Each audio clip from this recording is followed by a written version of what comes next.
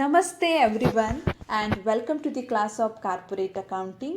Dear students, in this class we are going to solve one problem on consolidated financial statements in case of partly owned subsidiaries and when intercompany transactions are given.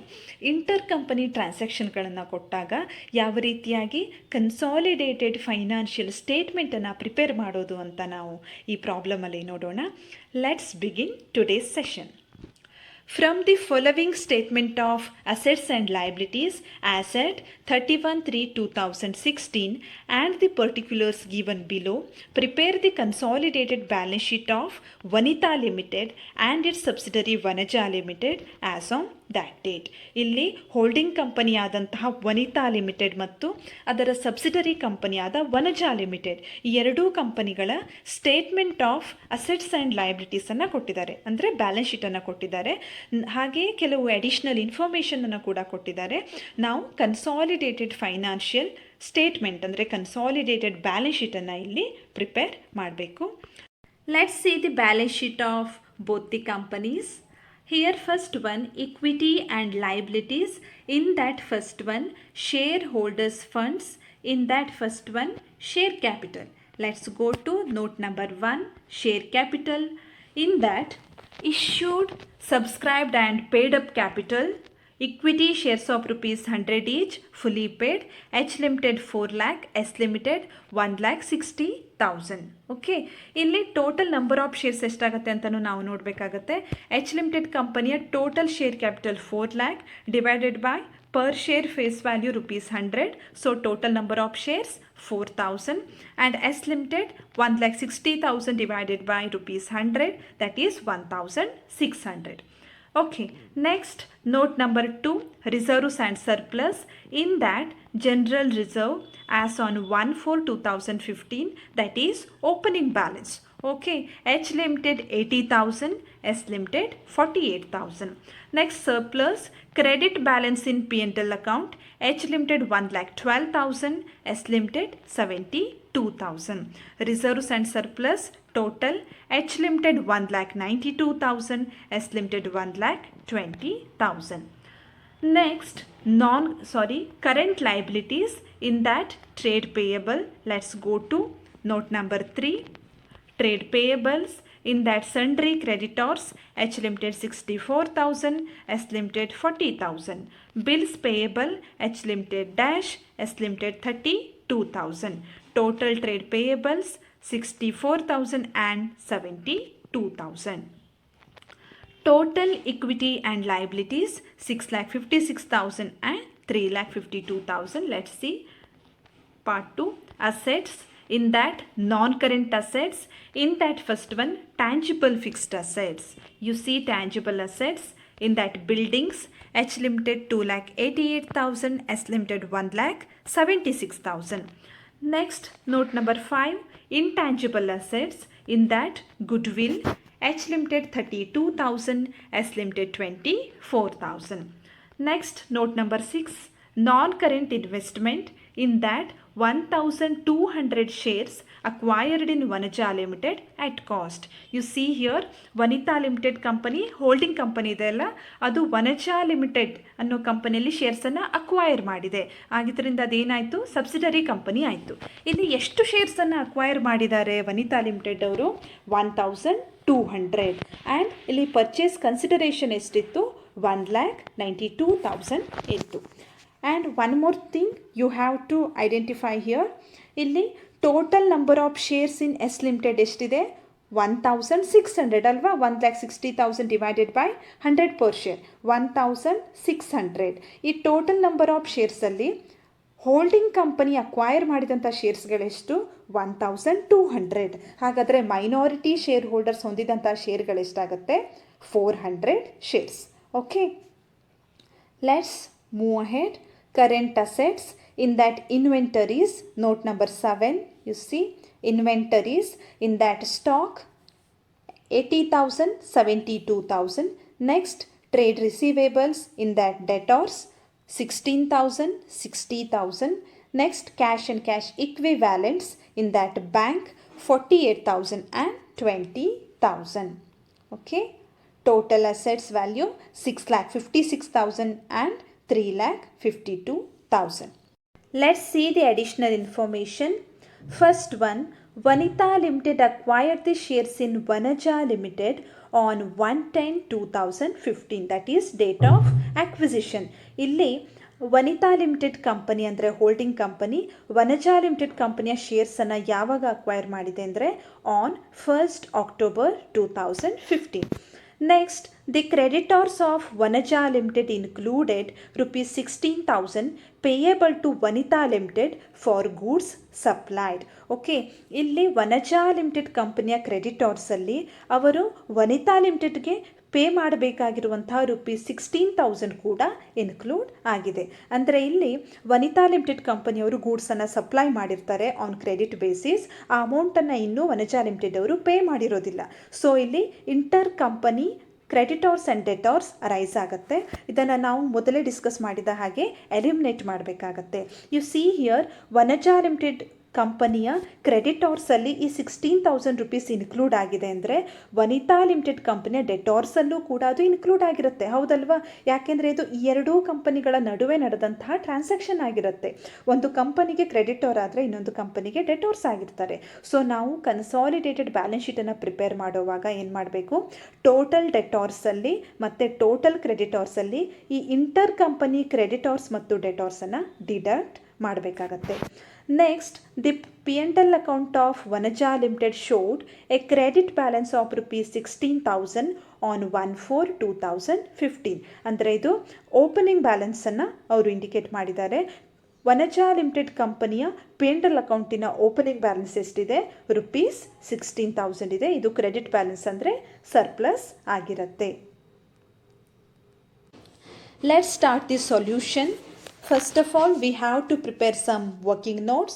You know that first working note is for calculation of pre-acquisition and post-acquisition period and time ratio. Here first we have to take beginning date of accounting period, that is 1/4/2015.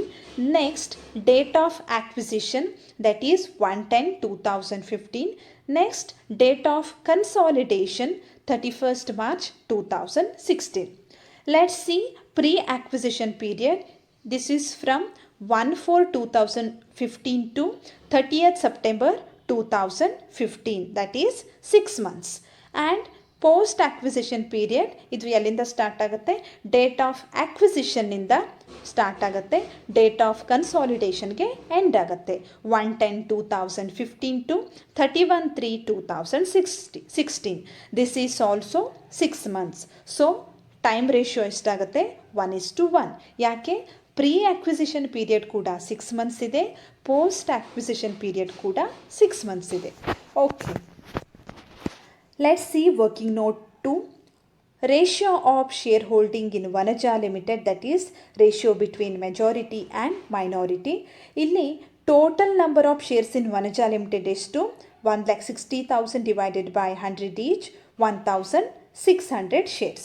In that shares, number of shares purchased by Vanita Limited is 1,200. Therefore, share of minority is 400 shares and ratio between majority and minority is 1,200:400 or 3:1. Okay, ಇಲ್ಲಿ majority ಮತ್ತು minority share holders ratio ಏನಿದೆ? 3:1 ಇದೆ.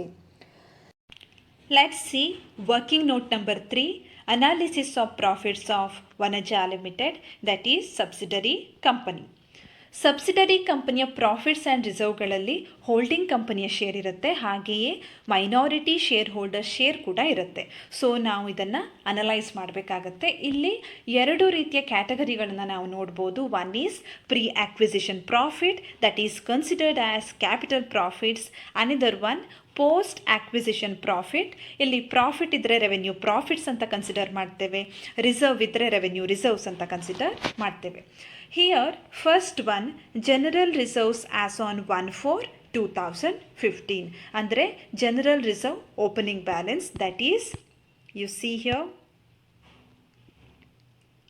General reserve as on 1/4/2015 Vanaja limited 48,000 ಎಷ್ಟಿದೆ? 48,000 ಇದೆ. ಇದು pre acquisition profit ಆಗುತ್ತೆ. Next P&L account as on 1/4/2015. ಇಲ್ಲಿ 2020 ಅಂತ ಬೈ ಮಿಸ್ಟೇಕ್ ಟೈಪ್ ಆಗಿದೆ. It's 2015. You see here it is given the P&L account of Vanaja Limited showed a credit balance of rupees 16,000 on 1/4/2015. ಅಂದರೆ P&L account opening balance that is 16,000. ಇದು ಕೂಡ pre acquisition ಪ್ರಾಫಿಟೇ ಆಗುತ್ತೆ. Next we have to see profit earned during the year. ಈ current year 2015-16 ಅವರು ಎಷ್ಟು ಪ್ರಾಫಿಟನ್ನು earn ಮಾಡಿದರು ಅನ್ನೋದನ್ನು ನಾವು ನೋಡಬೇಕು. Here we have to see closing balance. You see here P&L account closing balance is 72,000 and we have to deduct opening balance that is 16,000. 72,000 minus 16,000. So profit earned during the year ಎಷ್ಟಾಗುತ್ತೆ 56,000. ಈ 56,000 ರುಪೀಸನ್ನು ನಾವು time ರೇಷಿಯೋನ use ಮಾಡಿ pre acquisition ಮತ್ತು post acquisition ನಡುವೆ allocation ಮಾಡಬೇಕು. Here time ratio is 1:1. We have to take half. You see pre acquisition 56,000 into half, that is 28,000. Post acquisition also same 28,000. Let's see the total of capital profits 92,000. Total of revenue profits 28,000. Here we have to see holding company's share. Capital profits total 92,000 ಇದೆ. ಅದರಲ್ಲಿ 3/4 holding ಕಂಪನಿಯ share ಇದೆ, that is 69,000 ಆಗುತ್ತೆ. ಹಾಗೆಯೇ minority interest 1/4 ಇದೆ, ಅದು 23,000 ಆಗುತ್ತೆ. Revenue profit total 28,000 ಇದೆ. ಇದರಲ್ಲಿ 3/4 ಅಂದರೆ 21,000, 1/4 ಅಂದರೆ 7,000. Let's move ahead. Working note number 4. Chart showing majority and minority interest. Here we have to take particulars, total, majority interest and minority interest. Here first one, share capital of Vanaja Limited. Here ratio of shareholding is 3:1. We have to take share capital in this ratio only. Total 1,60,000. In that majority interest is 1,20,000. Consists of 1,200 equity shares of rupees 100 each. Then minority interest 40,000 rupees consists of 400 equity shares of rupees 100 each. Next we have to take share of capital profits, total 92,000. In that majority 69,000, minority 23,000. Next, share of revenue profits, total 28,000. In that majority interest is 21,000, minority interest is 7,000. Total 2,80,000. Total majority interest 2,10,000. Total minority interest 70,000. Let's move ahead. Computation of cost of control. You know, while calculating cost of control, we have to compare two things. One is cost of acquisition, another one is value of investment. Here cost of acquisition is 1,92,000. This is given in the balance sheet of Vanitha Limited, 1,200 shares in Vanaja Limited. Here we have to compare it with value of investment. In value, we have to consider two things. One is shares acquired in Vanaja Limited at face value. ಅವರು ಎಷ್ಟು ಶೇರ್ಸನ್ನು Vanaja ಲಿಮಿಟೆಡಲ್ಲಿ acquire ಮಾಡಿದ್ದಾರೆ ಅದನ್ನು face ವ್ಯಾಲ್ಯೂದಲ್ಲಿ ನಾವು ತೆಗೆದುಕೊಳ್ಬೇಕು. Here number of shares 1,200, face value per share is 100. So shares acquired in Vanaja limited ಎಷ್ಟಾಗುತ್ತೆ 1,20,000. Next we have to take share of capital profits of Vanaja Limited, that is 69,000. ಇಲ್ಲಿ ನಾವು ವನಿತಾ ಲಿಮಿಟೆಡ್ ಕಂಪನಿಯ ಶೇರನ್ನು ತೆಗೆದುಕೊಳ್ಬೇಕು, that is 69,000. So total value of investment ಎಷ್ಟಾಗುತ್ತೆ 1,89,000. U C value ಎಷ್ಟಿದೆ 1,89,000 ಇದೆ. But ಅವರು pay ಮಾಡಿದಂತಹ ಪ್ರೈಸ್ ಎಷ್ಟಿದೆ 1,92,000 ಇದೆ. ಸೊ ಇಲ್ಲಿ ಅವರು ಕೊಟ್ಟಂತಹ ಪ್ರೈಸ್ ಜಾಸ್ತಿ ಆಗಿದೆ. So difference is considered as good will. Okay, ಇದನ್ನು ನಾವು ಕನ್ಸಾಲಿಡೇಟೆಡ್ ಬ್ಯಾಲೆನ್ಸ್ ಶೀಟಲ್ಲೂ ಕೂಡ ಶೋ ಮಾಡಬೇಕು. Let's see consolidated statement of assets and liabilities of Vanita Limited and its subsidiary Vanaja Limited as on 31st March 2016. Let's prepare notes first. First one, share capital, issued, subscribed and paid up capital 4,000 equity shares of rupees 100 each, fully paid, that is 4 lakh rupees. Only holding ಕಂಪನಿಯ share ಕ್ಯಾಪಿಟಲನ್ನು ನಾವು consider ಮಾಡ್ತೇವೆ. ನಾನ್ current investment ಮತ್ತು holding ಕಂಪನಿಯ share in net assets of the subsidiary eliminate ಆಗುತ್ತೆ. So ನಾವು holding company subsidiary ಕಂಪನಿಯಲ್ಲಿ ಏನು share ಕ್ಯಾಪಿಟಲನ್ನು ಹೊಂದಿದೆ ಅದನ್ನು ಇಲ್ಲಿ ಕನ್ಸಿಡರ್ ಮಾಡೋದಿಲ್ಲ. Next note number 2, reserves and surplus. In that first one, general reserve of Vanita Limited, that is 80,000. Okay, next profit and loss credit balance P&L account of Vanita Limited ಎಷ್ಟಿದೆ 1,12,000 ಇದೆ. You can see here you go 1,12,000 credit balance in P&L account of Vanita Limited 1,12,000 ಇದೆ. ಇಲ್ಲಿ subsidiary ಕಂಪನಿಯ revenue ಪ್ರಾಫಿಟಲ್ಲಿ majority interest ಇದೆ ಅಲ್ವಾ, ಇದನ್ನು ಕೂಡ ನಾವು ಕನ್ಸಿಡರ್ ಮಾಡಬೇಕಾಗತ್ತೆ. ಅಂದರೆ ಸಬ್ಸಿಡರಿ ಕಂಪನಿಯ ರೆವೆನ್ಯೂ ಪ್ರಾಫಿಟ್ ಏನಿದೆ 28,000 ಇದೆ. ಇದರಲ್ಲಿ ಹೋಲ್ಡಿಂಗ್ ಕಂಪನಿ ಅಂದರೆ ವನಿತಾ ಲಿಮಿಟೆಡ್ 21,000 ರುಪೀಸ್ ಶೇರನ್ನು ಹೊಂದಿದೆ. ಇದನ್ನು ನಾವಿಲ್ಲಿ ಕನ್ಸಿಡರ್ ಮಾಡಬೇಕು. You see here P&L account of Vanita limited 1,12,000 ಇದೆ. ಇದಕ್ಕೆ ನಾವು Vanita limited's share in post acquisition profit of Vanaja limited 21,000 ರುಪೀಸನ್ನು ಆ್ಯಡ್ ಮಾಡಿ ಟೋಟಲ್ 1,33,000 ಶೋ ಮಾಡಬೇಕಾಗತ್ತೆ.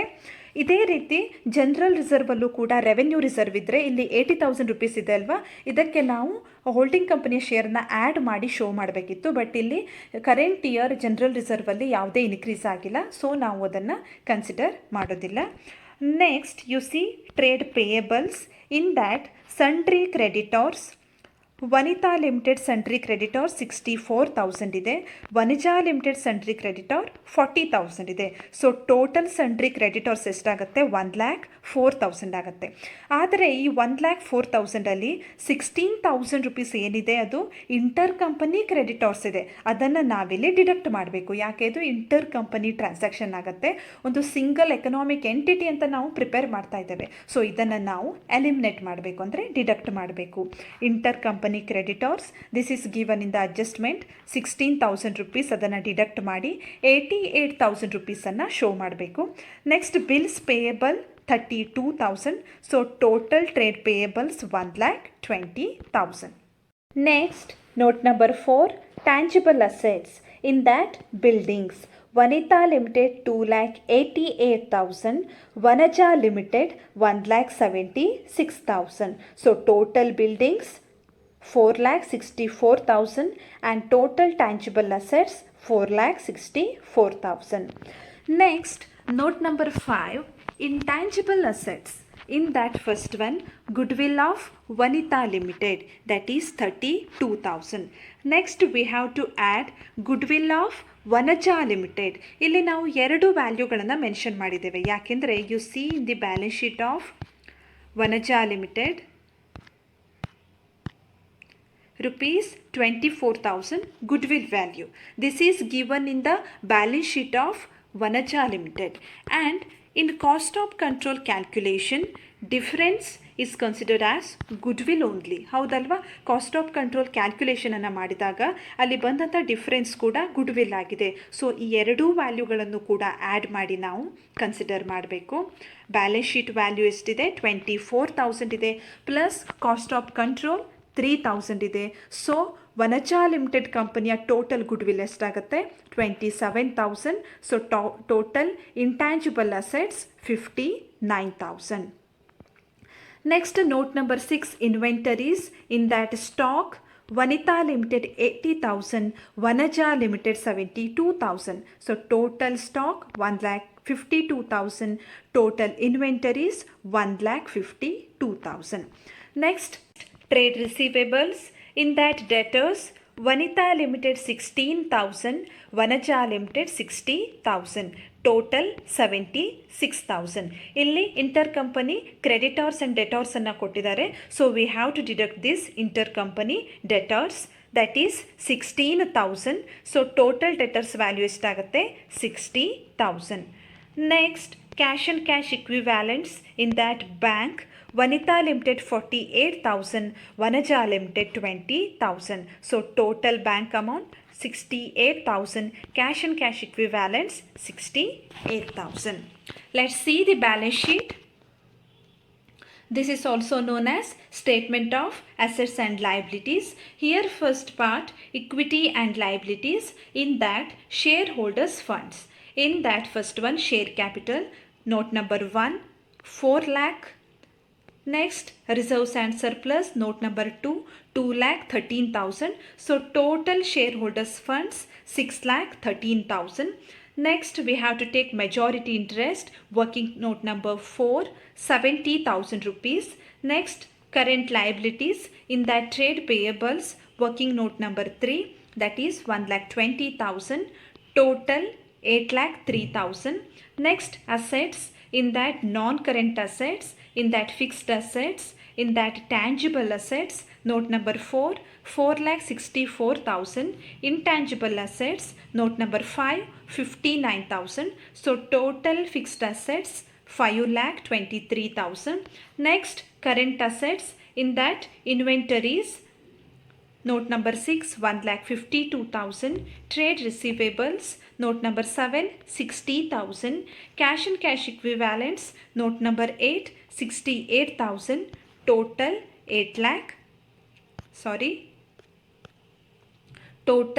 2,80,000 and total assets 8,03,000. Okay, inter company ಟ್ರಾನ್ಸಾಕ್ಷನ್ಗಳನ್ನು ಕೊಟ್ಟಾಗ ಈ ರೀತಿಯಾಗಿ ನಾವು ಕ್ಯಾಲ್ಕುಲೇಷನನ್ನು ಮಾಡಿ ಕನ್ಸಾಲಿಡೇಟೆಡ್ ಬ್ಯಾಲೆನ್ಸ್ ಶೀಟನ್ನು ಪ್ರಿಪೇರ್ ಮಾಡಬೇಕು.